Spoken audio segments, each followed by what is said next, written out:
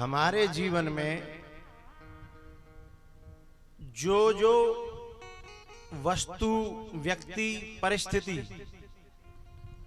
आकर्षित हो रही है, हमारे जीवन में दिख रही है, तो कहीं न कहीं भीतर हम उससे कनेक्ट हैं, जुड़े हुए हैं, उसका चिंतन कर रहे हैं। फिर चाहे हम उसको चाहते हो चाहे नहीं चाहते हो, हम जुड़े हुए हैं। यही तो स्नेह है, यही तो जुड़ाव है। बहुत से लोग कहते हैं हमने ये बिल्कुल नहीं चाहा था, लेकिन फिर भी हो गया। चाहा भले न हो, लेकिन चिंतन जरूर किया था, कहीं न कहीं से भीतर भीतर चल रहा था। यह ठोस सिद्धांत है। अच्छा, कभी कभी क्या होता है पता है? कभी कभी हमारे जीवन में ऐसी घटना होती है क्या, हम तो सोचते हैं कि हमने तो ये कभी सोचा ही नहीं था, हमने तो कभी सोचा ही नहीं था।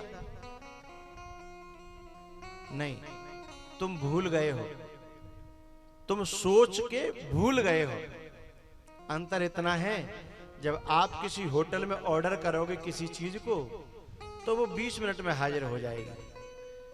लेकिन प्रकृति में ऑर्डर करोगे तो प्रकृति में कौन सी वस्तु कब आएगी, ये कोई लिमिट नहीं है, समय की सीमा नहीं है। इसलिए तुम कभी ऑर्डर करके भूल गए हैं, और वो कभी आ गई, फिर कहते हो अरे हमने तो कभी सोचा ही नहीं था। अरे कभी सोचा था तो भूल गया है। बिना आग के धुआं हो नहीं सकता, ये न्याय का सिद्धांत है। यत्र यत्र वह्नि तत्र तत्र धूमा, सिद्धांत है। जहां आग होगी वहां धुआं होगा, बिना आग के धुआं हो ही नहीं सकता। तो जैसे ये सिद्धांत है, ऐसे ही हमारे जीवन में जो भी घटना, व्यक्ति, परिस्थिति जैसे जैसे आ रहे हैं, कभी हमने जरूर ऑर्डर किया होगा। बिना ऑर्डर के कोई भी कंपनी तुम्हारे घर पर कुछ भेज ही नहीं सकती, क्योंकि उसे पता ही नहीं है।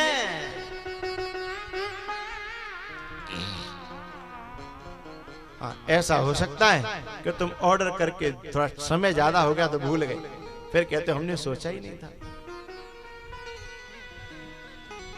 एक देहाती भाषा में कहते हैं भगवान के यहां देर है पर,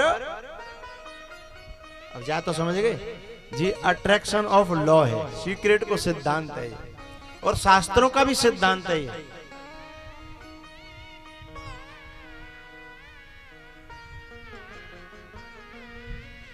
अच्छा, एक बात आपको बताना चाहता हूं मैं, भागवत की भी और रामायण की भी। भगवान श्री कृष्ण के सामने अचानक से एक नारी आई जो टेढ़ी थी और जिसकी पीठ पे कुबड़ निकल रहा था। उसी कुबड़ के कारण नाम पड़ा कुब्जा।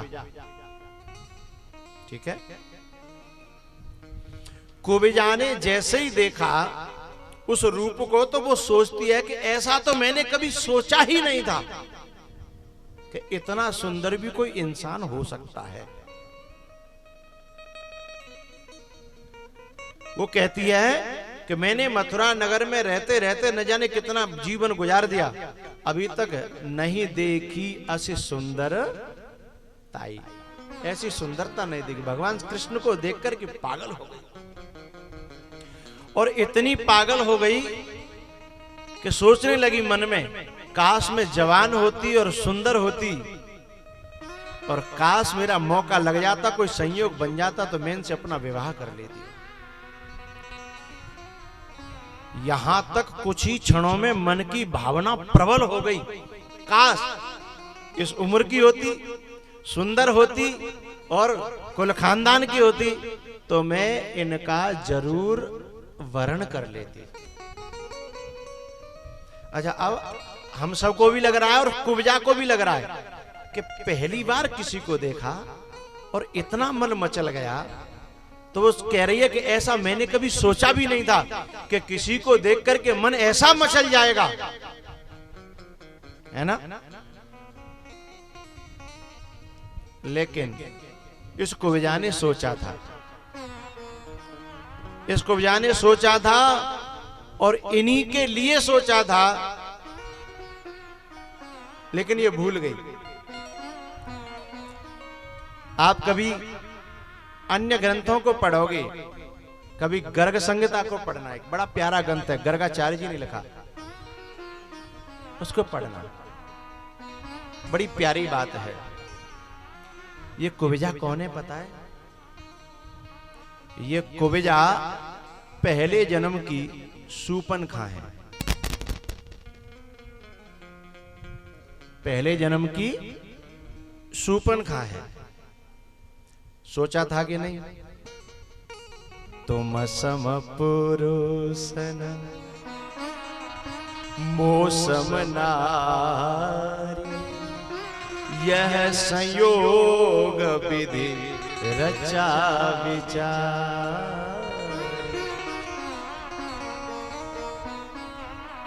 और क्या चाहा था?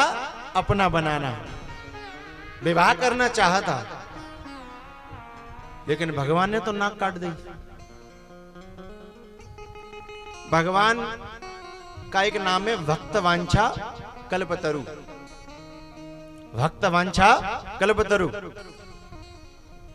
भगवान सबके मन की कामना को पूरी करते हैं।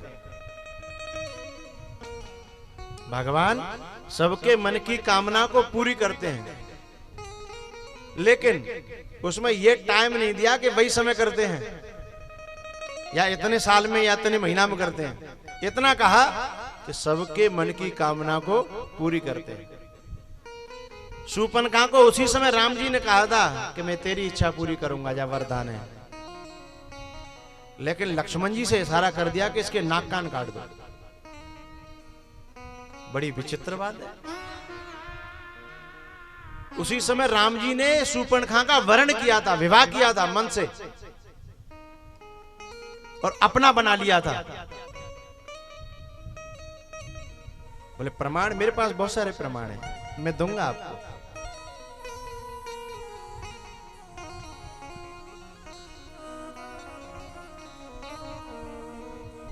हर व्यक्ति जब किसी को अपना बना लेता है, फिर उसके बाहर ज्यादा डोलने पर वैन लगाता है, हाँ या ना? पत्नी हो, बहन हो, अथवा जिस पर अपनापन हो जाएगा तो उसके डोलने पर बैन लगाएगा। अच्छा, यदि वो रुक नहीं रही हो तो फिर वो ये कहेगा, यदि जाना भी है ना तो ऐसे रास्ते से जाना, ऐसे तरीके से जाना कि दुनिया की नजर तेरे ऊपर न पड़े, क्योंकि मैंने तुझे अपना बना लिया है। वैसे आजकल का जमाना तो अलग हो गया। आजकल तो इस शब्द पर आदमी, नारी हो या पुरुष हो, पागल हुए जा रहे हैं कि my personal life, who are you, this is my personal life. वो जानते ही नहीं है कि इसका अर्थ क्या होता है, और अपनी जिंदगी को बर्बाद किए जा रहे हैं। पर्सनल लाइफ उस व्यक्ति की हो सकती है जो आसमान से टपका हो और समाज से हमेशा दूर जंगल में रहा हो, न जिसके ऊपर समाज का अधिकार हो, न माता पिता का, न उसके ऊपर समाज का, न संबंधियों का, सबका अधिकार है इंसान पर। फिर उसकी पर्सनल लाइफ कैसे हो सकती है भाई? तेरी लाइफ तो परमात्मा की दी हुई है, माँ बाप की दी हुई है, तुम्हारे समाज की दी हुई है, पर्सनल कैसे हो सकती है? तुम सबके हो और सब में जीना है, लेकिन अपनी स्वच्छंदता को, अपनी मनमानी को करने के लिए एक शब्द यूज करने लगे आजकल के बिगड़ैल लोग, क्या? माई पर्सनल लाइफ। मम्मी से भी कहते हैं हु आर यू, पापा से भी कहते हैं हु आर यू, अरे यहां तक हस्बैंड से कह देते हैं क्या हु आर यू, कौन हो तुम, मेरी लाइफ है, मैं चाहे जैसे जीऊं। लेकिन भगवान ने कहा कि तुमने मुझे अपना मन दिया ना, मैंने तुम्हें अपना लिया, अब मैं जैसे राहू तैसे रहना। बोले जो आज्ञा। नाक कान काट दिए। क्यों? उसका एक कारण था, क्योंकि जब कोई अपना बना लेता है तो भी ये चाहता है कि अब मेरे अलावा इसकी तरफ कोई आंख उठा के भी न देखे। और जब नाक कट जाएगी तो कोई देखेगा? नाक कट जाएगी फिर कोई देखेगा ना? फिर वो फेशियल कराने भी जाए तो भी फेशियल भी नहीं होगा, क्योंकि फेशियल का जो स्थान है, वो जगह वही गड़बड़ हो गई। राम जी ने ऐसा इंतजाम किया। और जब राम अवतार पूरा हुआ और शूर्पणखा का जन्म भी पूरा हुआ, तो अगले जन्म में भी उसे ऐसी कुरूप बनाया, कुब्जा बनाया कि उस समय भी उसकी तरफ कोई आंख उठा के देखता नहीं था। बात समझिएगा।